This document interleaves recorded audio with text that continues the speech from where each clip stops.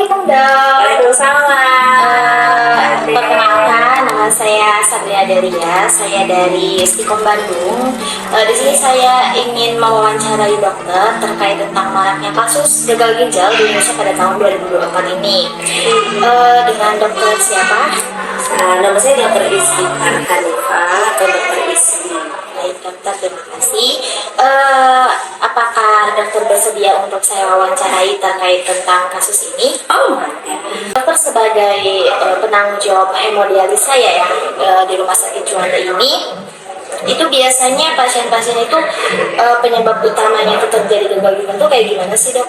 Hemodialisis ini biasanya gejalanya yang masuk cuci darah hemodialis atau HD itu kebanyakan yang memang sudah stadium akhir atau stage 5. Gagal ginjal itu nggak hanya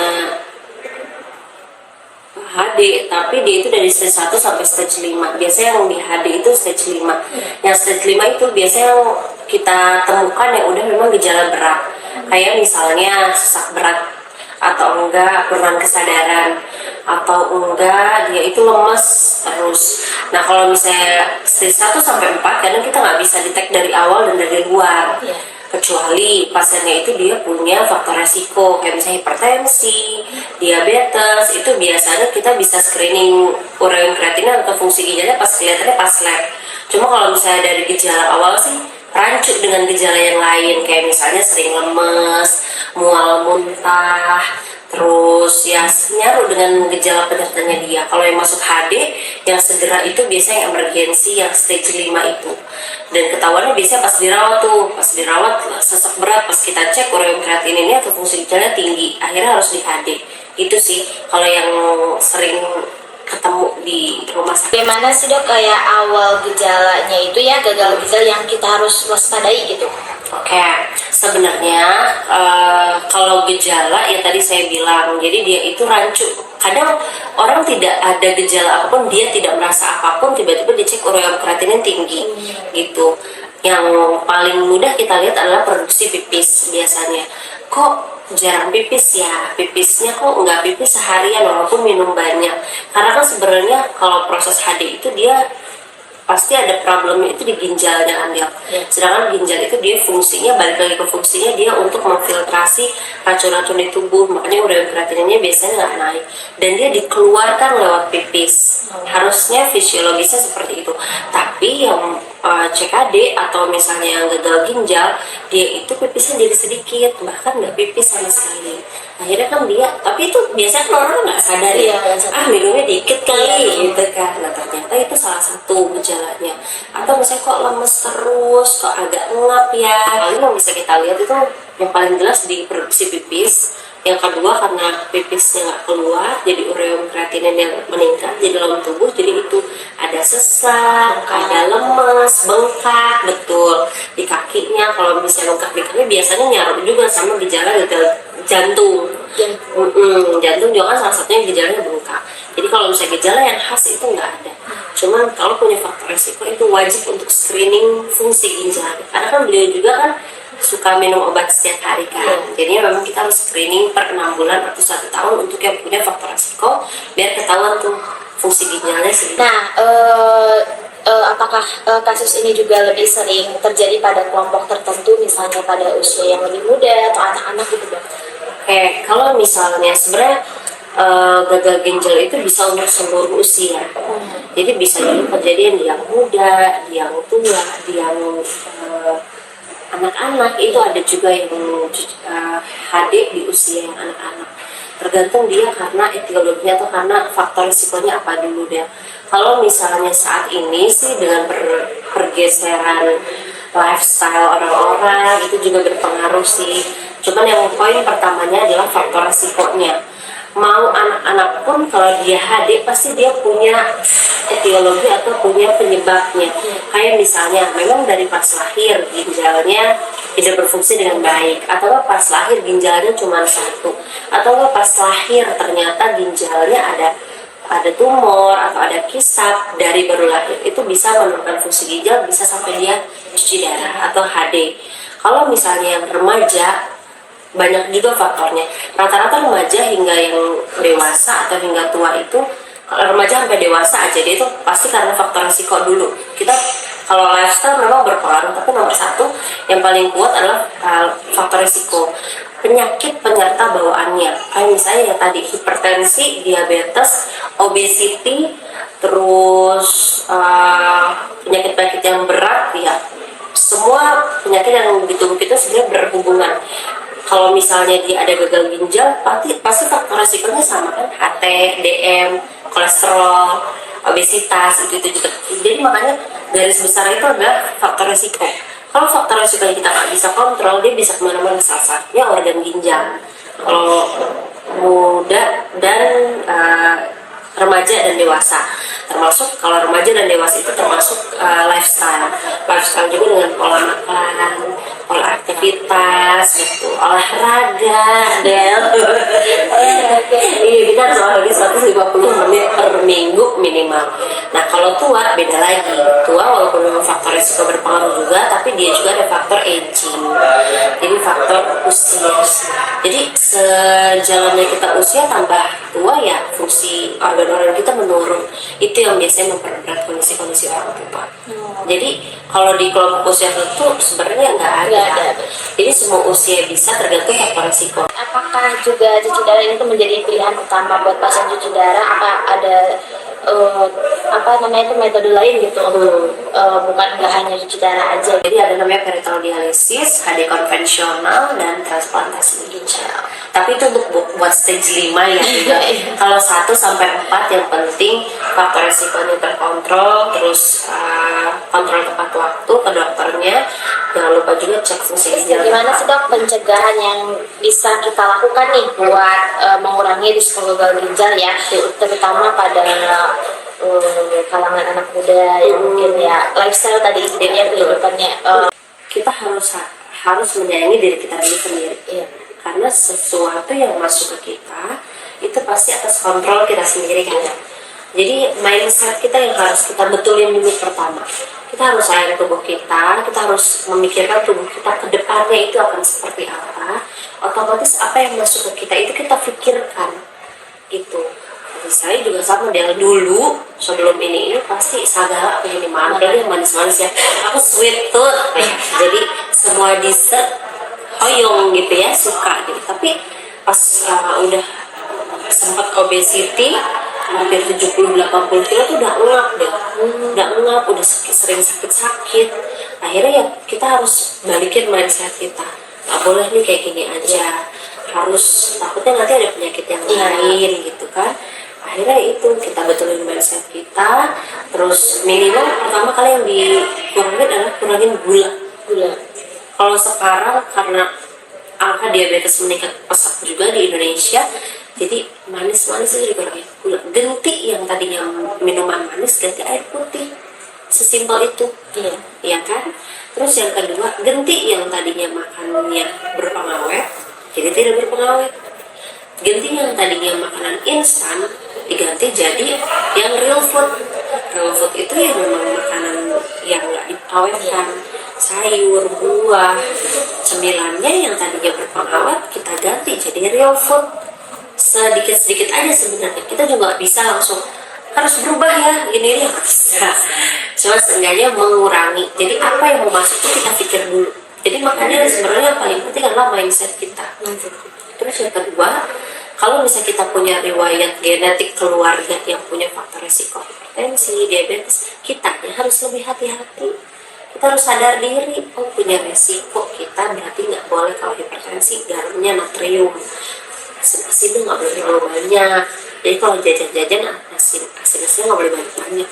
Kalau misalnya keluarga kita diabetes, ya berarti kita manis-manisnya, kontrol gulanya, kayak gitu. Jadi sebenarnya itu aja. Kalau kita udah tahu diri kita sendiri, mudah ke depannya. Terus yang ketiga, olahraga. Olahraga memang agak berat ya, tapi itu harus, karena memang walaupun kita sedayat bagus apapun, kita nggak olahraga percuma. Karena yang dulu, yang sebelum-sebelumnya kita sudah tampil di badan kita nggak bisa kebakar, harus dibantu olahraga.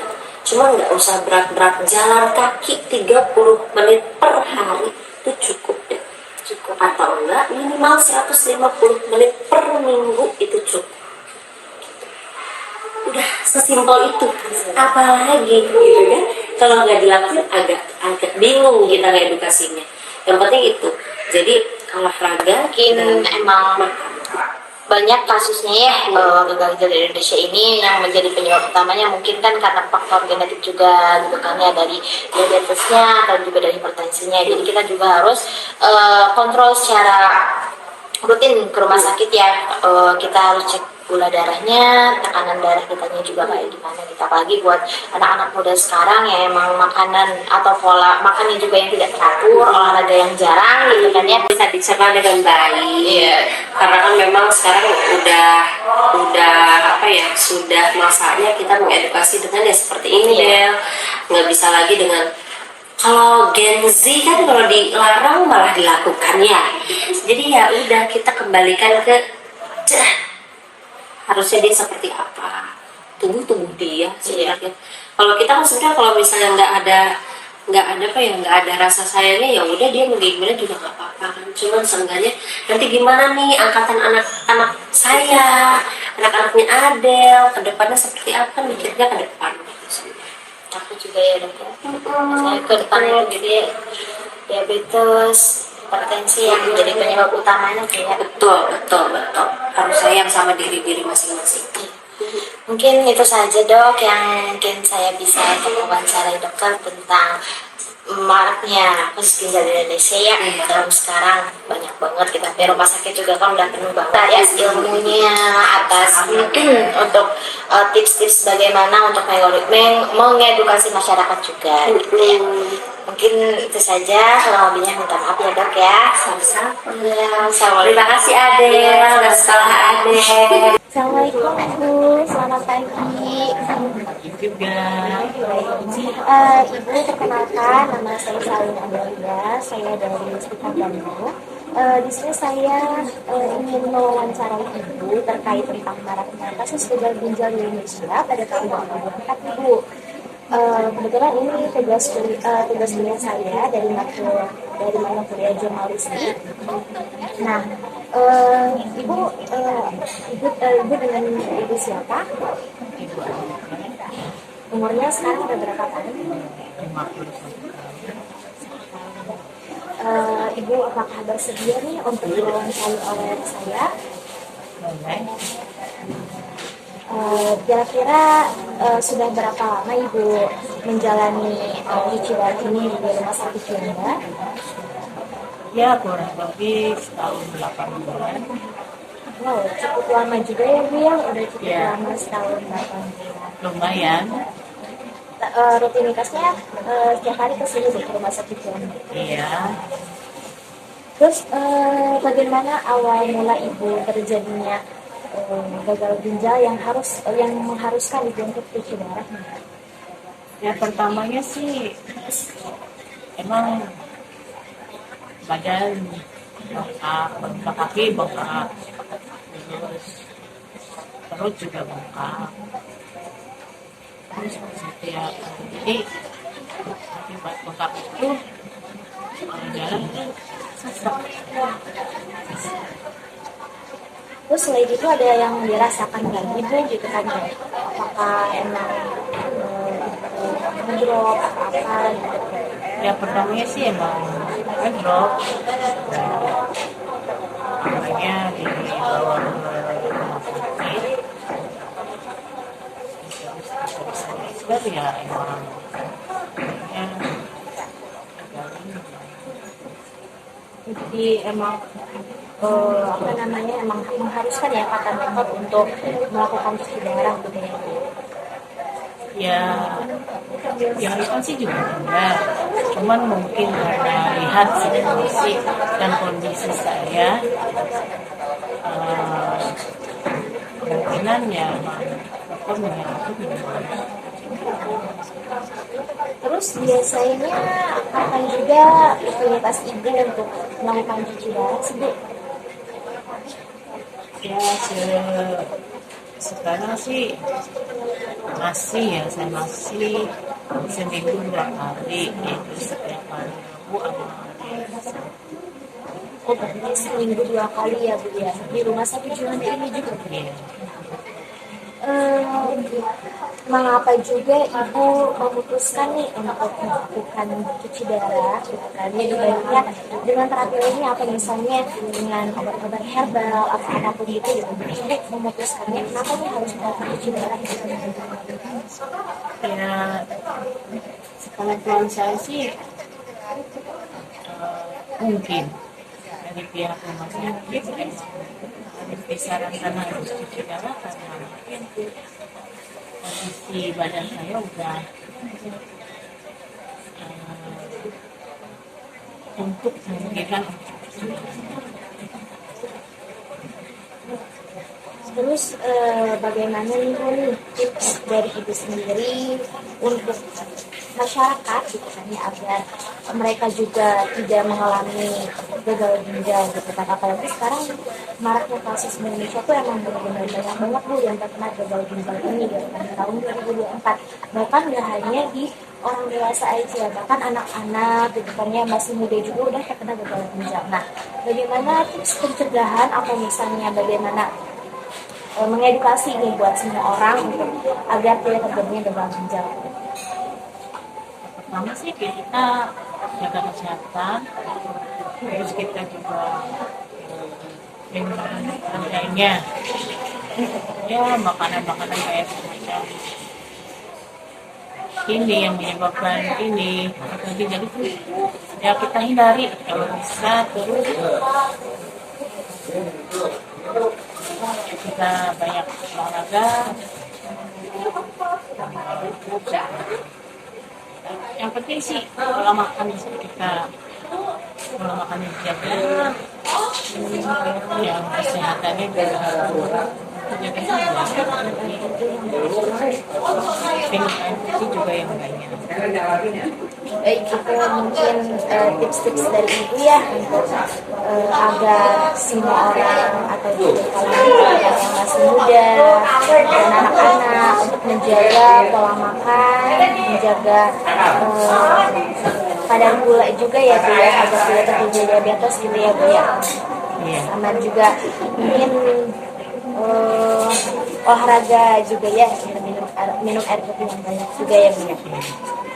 Mungkin itu saja Ibu yang saya bisa mewawancarai Ibu. Terima kasih Ibu atas waktunya telah itu udah bersedia atau juga mau untuk saya wawancarai ya Bu ya.